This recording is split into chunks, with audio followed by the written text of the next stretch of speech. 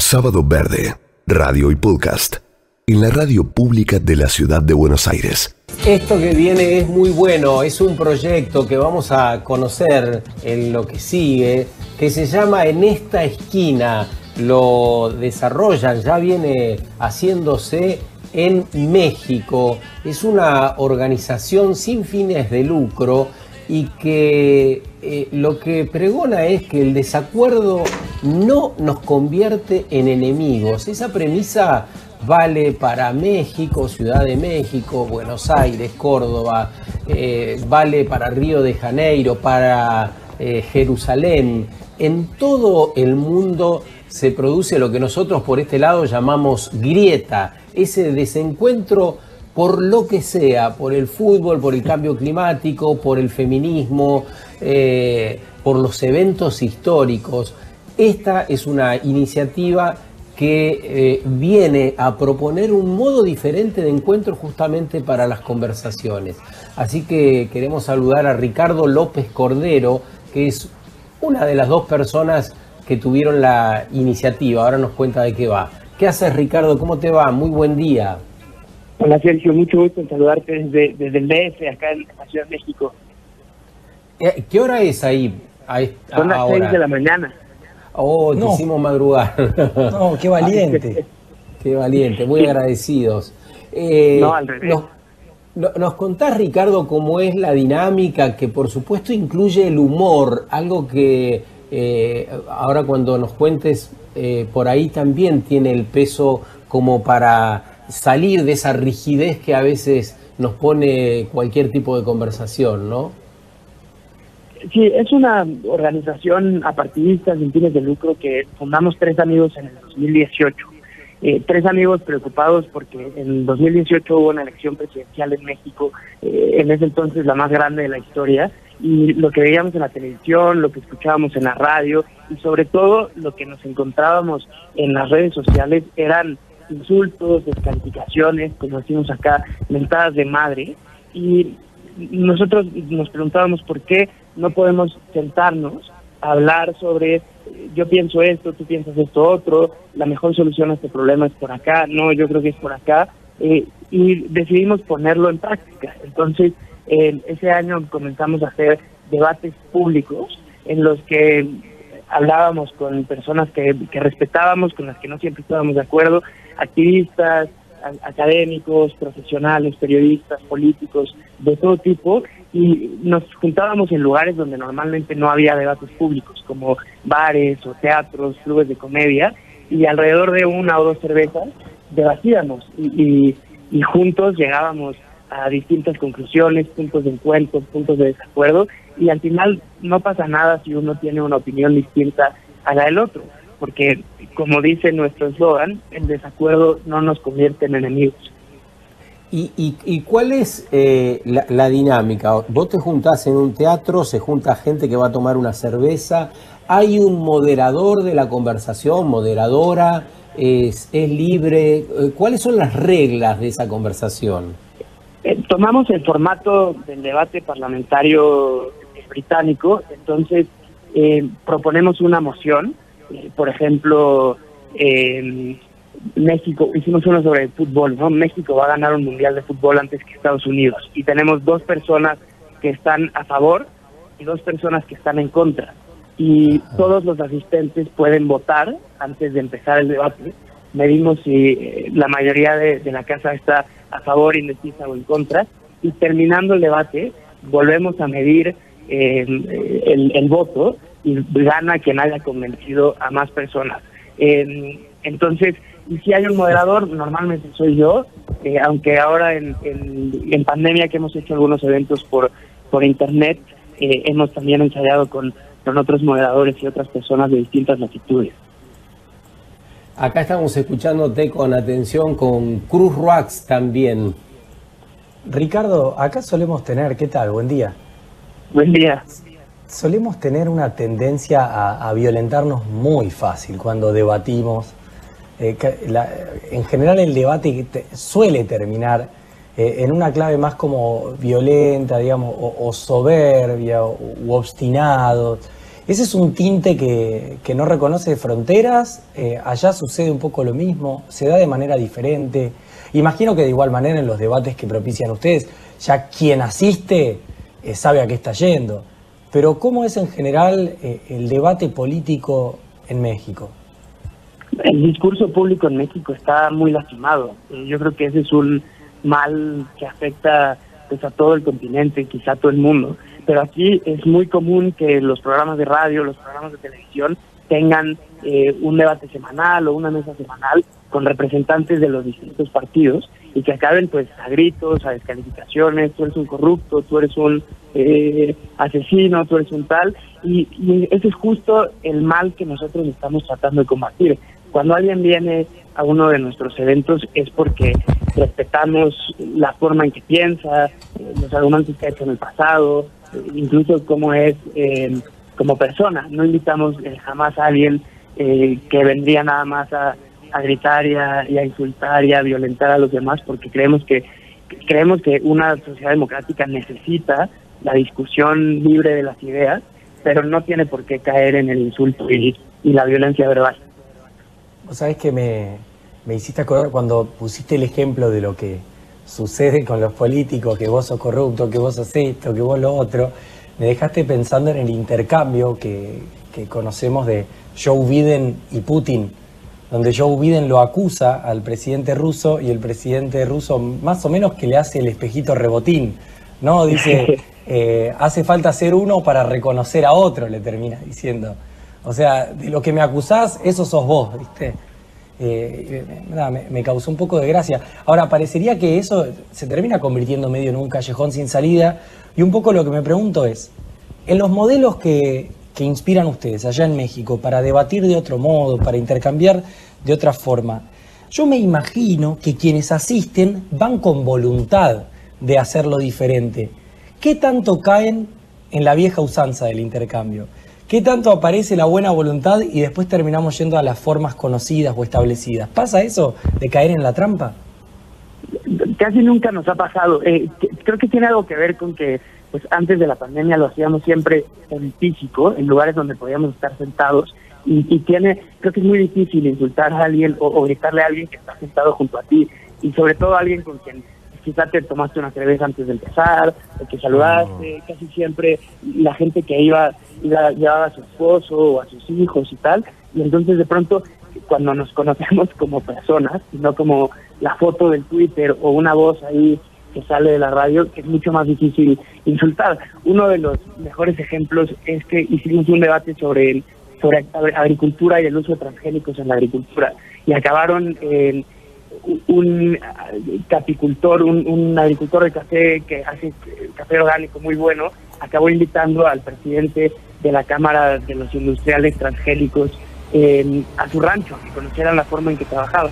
Y eso no hubiera pasado si no los hubiéramos sentados juntos a debatir sobre el uso de los transgénicos en la agricultura.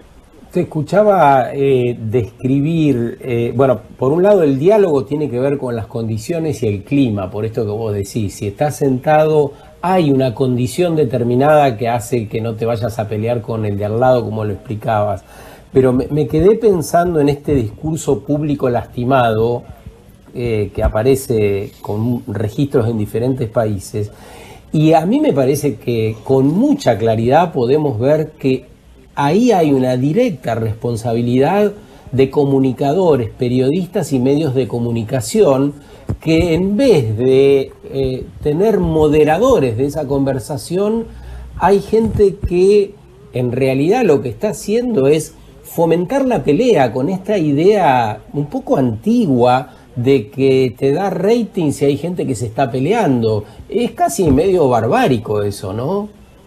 Yo estoy de acuerdo. Yo creo que tiene que ver con que los medios de comunicación que se dedican a la información dura, digamos, a cubrir los problemas sociales, políticos, ambientales de los países, tienen que llenar 24 horas de contenido en la televisión y en las redes sociales, y creo que ahí toman una jugada del libro de los canales deportivos, en donde tienes a un analista, un exárbitro y un exentrenador, pues gritándose, llamándose de cosas, haciendo polémicas que realmente no son polémicas.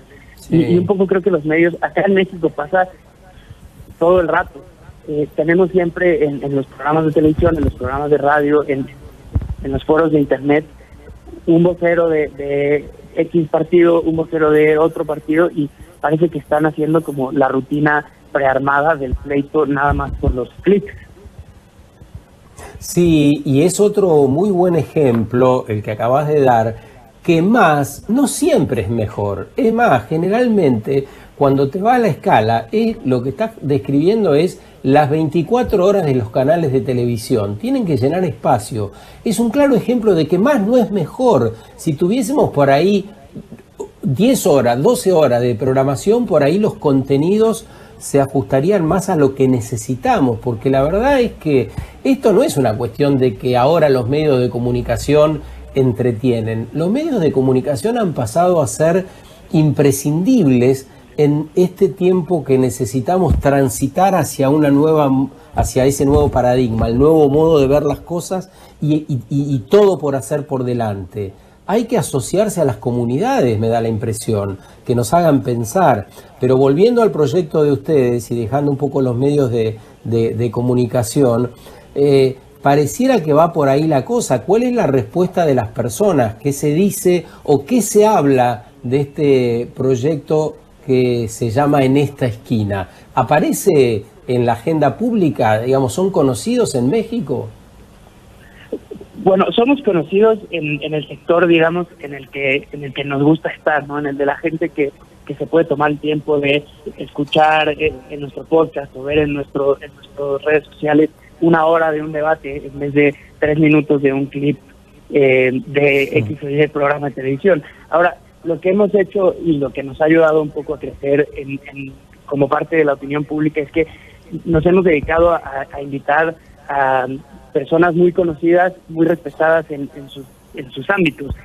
Han participado en nuestros debates senadores de la República, el ex entrenador de la Selección Nacional de Fútbol, ya hablaba de un par de comediantes muy famosos acá en México, periodistas muy reconocidos, académicos. Entonces, un poco enganchados en el respeto y las audiencias ya construidas de estas personas, nosotros hemos encontrado nuestro nicho. Y de pronto pasa que algún periódico, alguna revista recoge algo de lo que hacemos y nos da gusto un poco incidir en la agenda con pues argumentos más pensados, nada de calificaciones, respeto, diversión, sentido del humor, que creo que le hace falta mucho al discurso público acá. Ricardo, ¿cuáles son, pensando en eso, en el discurso público y un poco en la agenda, en los temas que se están discutiendo, los temas que hoy repercuten más en México, ¿cuáles son? Pues en México tenemos una gran discusión en estos momentos, esta semana especialmente, sobre temas ambientales. Acaba de pasar en el Congreso una reforma a la ley de la industria eléctrica que prioriza el uso de energías fósiles, de carbón y de combustóleo. Entonces tenemos un pleitazo ahora entre el gobierno, que le está apostando a las energías sucias, y el sector privado que tendrá sus razones, pero le está apostando a las energías limpias. Ese es un debatazo que se está dando esta semana en México y que ha aparecido en todas las portadas y todos lados, porque pues es muy importante. Pasa algo similar a lo que ocurre en la Argentina. El Estado, bueno, acá también los privados, impulsando, o parte de ellos, el uso de combustibles fósiles. Esto parece increíble. ¿Cuál es la reacción de la sociedad frente a semejante? Es un dislate, ¿no? Tenemos nosotros una relación extraña con el petróleo, ¿no? 70 años de un régimen autocrático priista.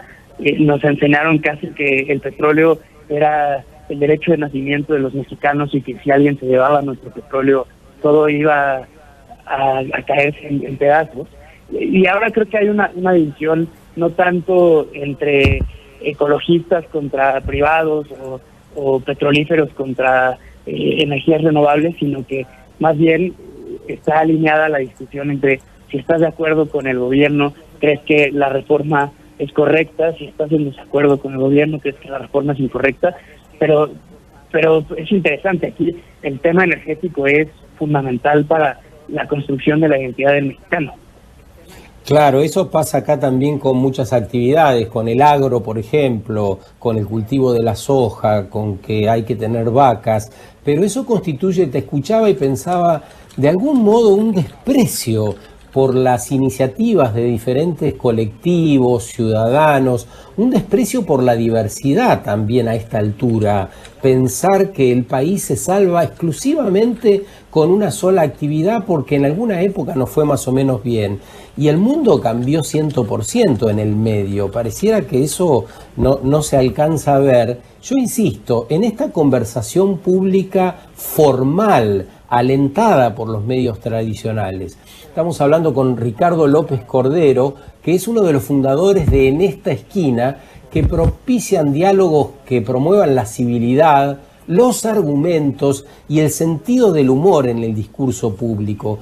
¿Cuál es el aporte? Hablamos antes del humor, pero ¿cuál es concretamente el aporte del humor? ¿Distiende, acerca, por la experiencia que ustedes tienen? Por supuesto que distiende y acerca. El humor es fundamental, creo, para nuestro proyecto es fundamental, y yo creo que en un sentido más amplio y abstracto para el discurso público, creo que también, porque el sentido del humor es ese ingrediente que a uno le da permiso de aceptar que se equivocó, o de recalibrar una posición, o de cambiar un poco el argumento. Cuando uno no tiene sentido del humor y está convencido, y está absolutamente convencido, déjame ponerlo así, que tiene la razón y que nada podrá cambiarlo, hace que el debate se vuelva un poco totalitario, ¿no? No hay acercamientos. Y en nuestro caso el humor ha sido muy importante también para encontrar una audiencia más grande. Hablamos de asuntos muy serios, hablamos de impuestos, y hablamos de energías, y hablamos de cambio climático, y hablamos de política, pero también hacemos eventos que tienen justo la intención de distender el asunto. Entonces hicimos un debate sobre si México iba a ganar un mundial de fútbol antes que Estados Unidos, o hicimos un debate sobre los límites de la libertad de expresión en la comedia. Hemos hecho debates sobre personajes históricos en México, en fin, un poco para también decir, hay más temas, hay más cosas, el mundo es grande. Esa es la otra, renovar la agenda. Están saliendo cosas interesantísimas de la conversación con Ricardo López Cordero, que está ahora en Ciudad de México. Es muy temprano ahí, poco después de las 6 de la mañana. Cuando diste por primera vez el ejemplo cuando explicaste el formato de debate parlamentario que tienen y pusiste el ejemplo, México va a ganar el Mundial, esa discusión, dijiste, gana el que convence a más personas. ¿Vos crees que es necesario convencer, o hace falta convencer, o en todo caso se trata de compartir o algo por el estilo? Convencer es importante, pero no es lo esencial. Creo que la parte de compartir las experiencias, los argumentos, la información que uno tiene es quizá más importante. Nosotros usamos el formato de debate para sentar a 4 personas que tienen distintas perspectivas sobre un mismo asunto, un poco para demostrar que los problemas gigantes, ya hablábamos del tema energético, el educativo, la corrupción, no tienen una solución, es decir, no hay una vacuna contra la corrupción, hay muchas soluciones. Entonces, para nosotros es tan o más importante tener a distintas perspectivas que puedan decir, ¿saben qué? Yo tengo esta experiencia y lo veo por acá. O, ¿saben qué? Yo trabajé en esto y lo veo de este otro lado. Entonces, también es un ejercicio de divulgación de información. La parte de convencer le da un poco de tensión dramática al asunto. Parte del juego. Ricardo, Totalmente. teniendo en cuenta la virtualidad, ¿en algún momento pensaron o ya elaboraron un debate entre países, por ejemplo? Hemos tenido... El año de la pandemia ha sido muy difícil para nosotros porque el formato físico es fundamental. Pero bueno, como todo el mundo nos hemos tenido que adaptar y hemos hecho debates virtuales. Por ejemplo, participamos en BioWeek, que es un ejercicio que se hace en Argentina. Y tuvimos un debate de muchos países distintos. Había una persona en México, una persona en Argentina, un guatemalteco y me parece que un español debatiendo, todos conectados por Zoom y en distintas plataformas alrededor del continente, ¿no? Y la pandemia nos ha dado la virtualidad nos ha dado la oportunidad de conectarnos con personas que no están aquí en Ciudad de México. Entonces, es un poco agridulce. Tengo una idea para proponer, Ricardo, que un próximo debate sea, en vez de si México va a ganar el Mundial, ¿quién va a ganar el Mundial? ¿Argentina o México? Nosotros con Cruz vamos desde acá contra todos los que rayen desde allá. Desde el gol de Maxi Rodríguez en el Mundial creo